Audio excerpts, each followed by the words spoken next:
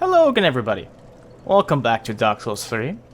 Last time we defeated the tutorial boss Iudex Gundyr, which by the way is Latin and it means Ash and Judge. Now with my very limited knowledge of Latin I could have guessed that Iudex means Judge, but that's about it. But yeah, let's carry on, open this door. If we had gone to the door, tried to open it before fighting Iudex Gundyr, nothing would have happened. It would have stayed closed. We actually have to fight him, even though the door's right there and there's no key needed to enter. What we actually get for fighting Iudex Gundyr is the coiled sword. And let's actually read the coiled sword's description. The sword missing from the shrine bonfire cannot be equipped as a weapon. Thrust into the shrine bonfire to restore its power and enable travel between bonfires. This sword is only bequeathed to chosen Ash, as judged by the Iudex, who awaits the arrival of Ash as a scabbard. So Iudex Gundyr's entire purpose seems to be to just sit there with a sword stuck inside him to wait for somebody to pull it out, and then they judge the one who pulled it out. And, he judges them by trying to kill them. And if the Iudex is killed, then that means that the one who's supposed to be judged is actually chosen Ash. But anyway, look at that guy. He will never attack us ever, so we can just have a look at his face. We can also mess around with him a bit if we want to be dicks. For instance, there's this Force Miracle. It does 0 damage, but yeah. Anyway, you might notice that Hollow was completely grey. Normally they would be like brown or reddish in the other games. Here they're all grey. Just to fit with the theme of Ash. And we saw a couple of enemies here. If we had stepped up, they would have all attacked us. Including those guys we can already see around the corner here. But to make this trivial, let's just walk around.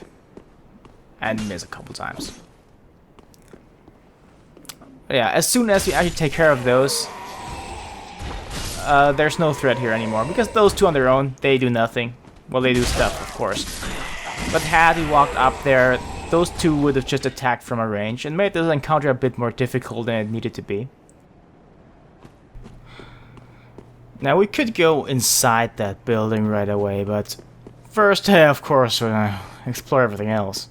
Because this building obviously is progress.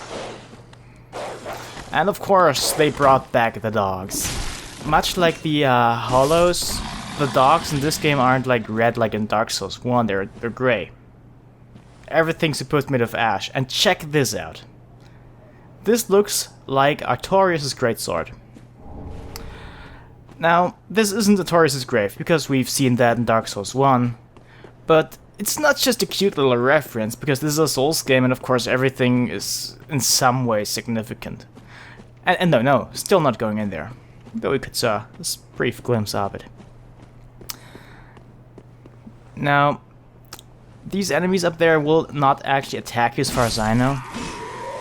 I just like to take him out because we are about to face a rather formidable foe. That guy up there is the bane of quite a few people. Thankfully, we have a tool to take care of him. I mean, the level designers like purposefully put that rather strong guy next to a cliff so we could just knock him off. You don't need the Force Miracle to do it, and sometimes it doesn't work as I expect it to, but let's just say, even if you don't have Force, you can just knock him off. Takes a little longer, maybe. Of course, knocking him off, might mean you don't get a reward, or does it? Because this is Dark Souls, and much like in Demon Souls and Dark Souls 2, just reload the area. And whatever the opponent would have dropped is now right there where he spawned. This is, I think, the earliest that you can get a katana in any Souls game. You could get the Uchi katana fairly early in Dark Souls 1 if you just killed the undead merchant. But in Dark Souls 2 it actually took you a while. And Demon Souls, well, you could theoretically get anything really early, but it still would take a bit longer than this at least. And alright, now we have a homeward bone, which lets us travel back to the last bonfire rested at, or to the shrine bonfire. But this is about everything that we actually can see out here right now. So let's head into this building. Which, yes, is Firelink Shrine. The one with that shrine bonfire I just mentioned not even a minute ago. And this is also the part where there's a lot of talking to NPCs, so if you don't care about that, feel free to tune out right now. Though there's a bit more exploration afterwards. Ah, another one roused from the sleep of death. Well, you're not alone.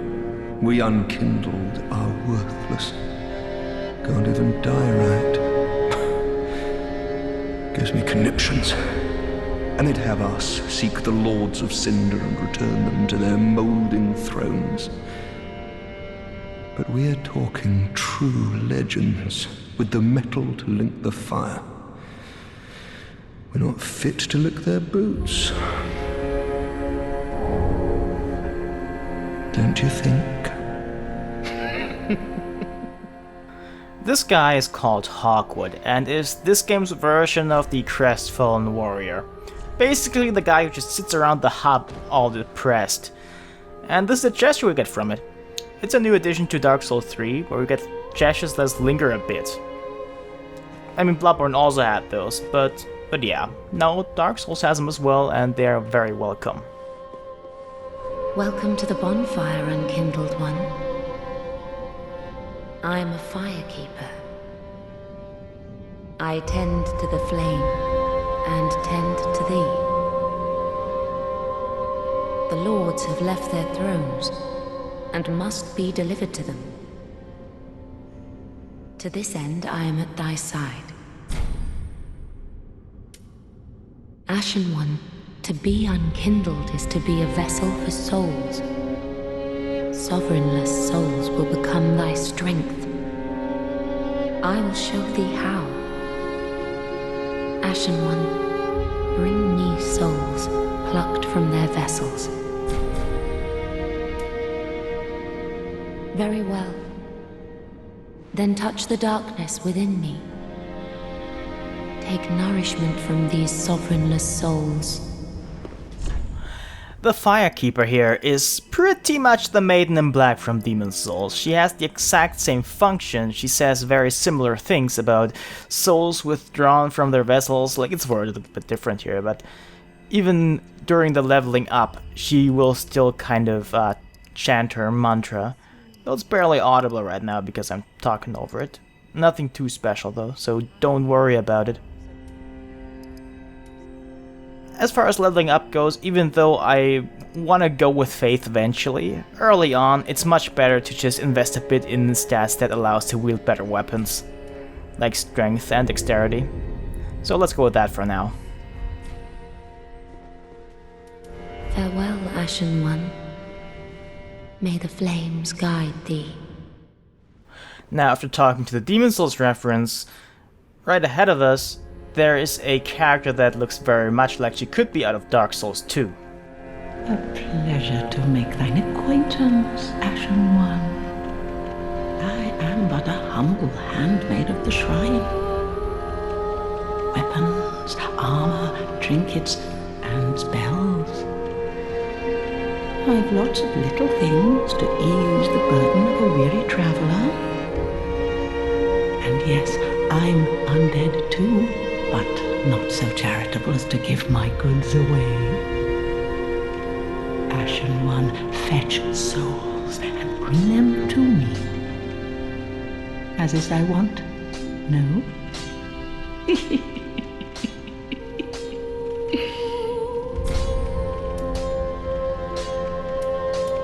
Ashen One, if my wares are not to thy satisfaction, bring me umbral ash. With ash, I'll fashion new wares. Is it not our sorry fate to sup on death?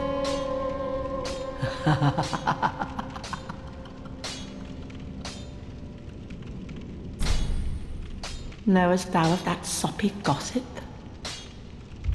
That cordial intrusion layeth the path to embers. And so thou art in need of a soapstone, Ashen One. Then thy pockets will o'erflow with souls to trade to me.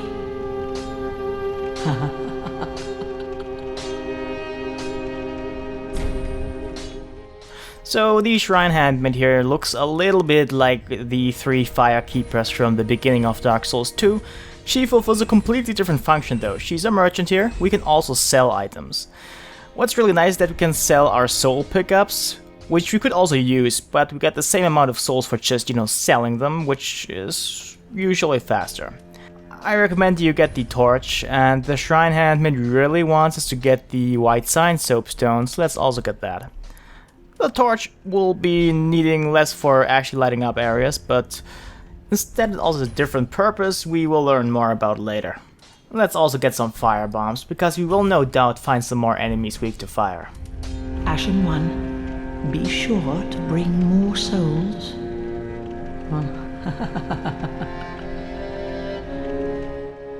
And we already saw him from a distance, and if you're a fan of Dark Souls 1, there's no way you don't know who that glorious hunk of a man is.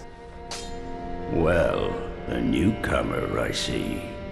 I am Andre. I serve at this shrine as a humble smith, forging weapons. You're in search of the Lords of Cinder, I trust. A toilsome journey, I'd wager. You require good arms. Let me smith you weapons. I am a smith, such is my purpose. Given that Andre is basically a character from Dark Souls 1, it's a little sad that there's no lore stuff in his dialogue. Instead it's all tutorials, so I'll skip most of it. Oh, by the way, if you find any Estus shards, bring them here. They can be used to reinforce either of your Estus flasks.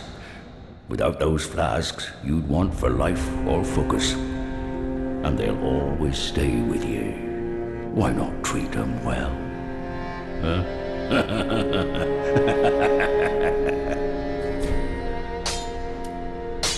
Prithee, be careful. I don't want to see my work squandered. Alright, that's all the NPCs that we can find here right now. Eventually though we will, we'll meet new people and they will also move here to Firelink Shrine. It'll get quite busy. And technically right now we're not even supposed to find any new stuff here, but there's a small sequence break which may or may not be intended. And look at this. This is a giant's corpse from Dark Souls 2. Much like in Dark Souls 2, if you get invaded, there's the chance that it'll drop a Seed of a Tree of Giants, which, if you use it, actually makes enemies hostile to people who invaded your world to attack you. I'll get a bit more in depth on PvP later. Though I'm not a big fan of PvP in general, it exists. And a lot of people really love it. But yeah, you can see that there's a ladder up there, which we can kick down eventually. We won't be able to kick it down, but we'll at least be able to access some parts we're not supposed to access yet. Now, if you just run up the root of that tree a bit and jump in the right moment, in the right angle, eventually, even though it's a bit finicky, you'll reach your way up to that roof. And that way you can actually get 2 rather good treasures. The Homeward Bone isn't one of them. That one's fairly generic. Instead we get access to that upper part of Firelink Shrine much earlier, otherwise we'd have to pay 20,000 souls to actually access this, because we needed the really expensive key that the Shrine Handmaid sells.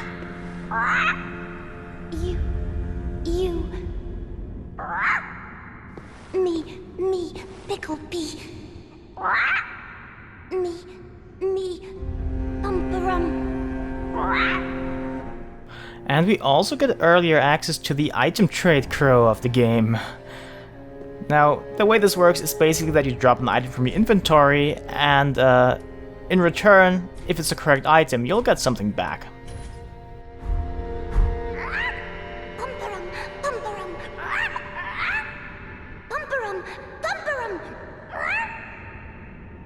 If you find that the crow yells pickle pea or pumperum in a very excited manner, that means that you made a trade with it. You can only trade each item that is tradable once. But it's a good way to get some good stuff early on, or get some stuff that's even unique to just trading with the crows.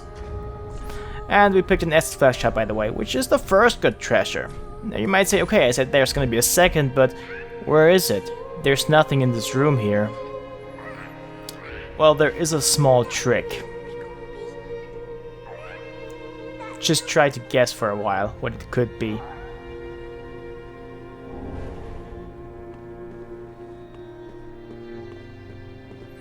Yep, an illusory wall, which we have to hit this time around or roll through. In Dark Souls 2 we just had to press a button. And check out this chest. The chain is curled back. Just you know, keep that in mind for now. And you did get the coveted Silver Serpent Ring, which will give us some more souls. If we kill enemies, that is. Pretty useful, especially for this LP, because I'll have to grind a bit to show certain things off. Though in a normal playthrough you will probably never have to grind. And we actually weren't up here before, so we didn't see the back of those thrones. There's actually writing on them.